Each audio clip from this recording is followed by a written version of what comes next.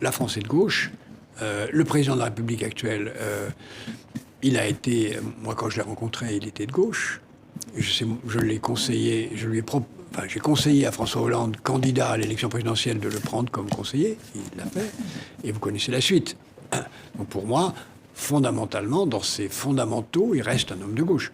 Maintenant, c'est cette phrase de Clémenceau que j'aime beaucoup, qui disait « Je suis un homme de gauche, c'est-à-dire un républicain du centre, que les malheurs du temps obligent à siéger à droite. » Marc Seymour. Oui, mais cette gauche, elle est pour le moment sous l'hégémonie de Jean-Luc Mélenchon de la France insoumise. Et l'Europe, et la divergence de fond sur l'Europe, est majeure, Oui. parce que tout en découle. Absolument. Donc est-ce que vous pensez qu'une gauche peut se refaire, vaincre, gouverner sur cette Ça base-là, arrivera.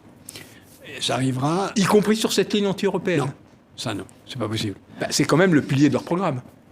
Je pense que les électeurs ne le voient pas comme le pilier de leur programme.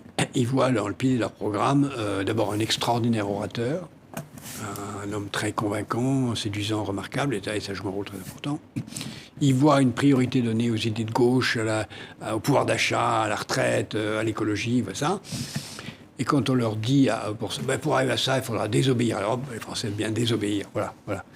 Mais si on leur dit, vous voulez sortir de l'euro? Bien sûr que non, les mêmes. Vous voulez sortir de l'Union européenne? Bien sûr que non.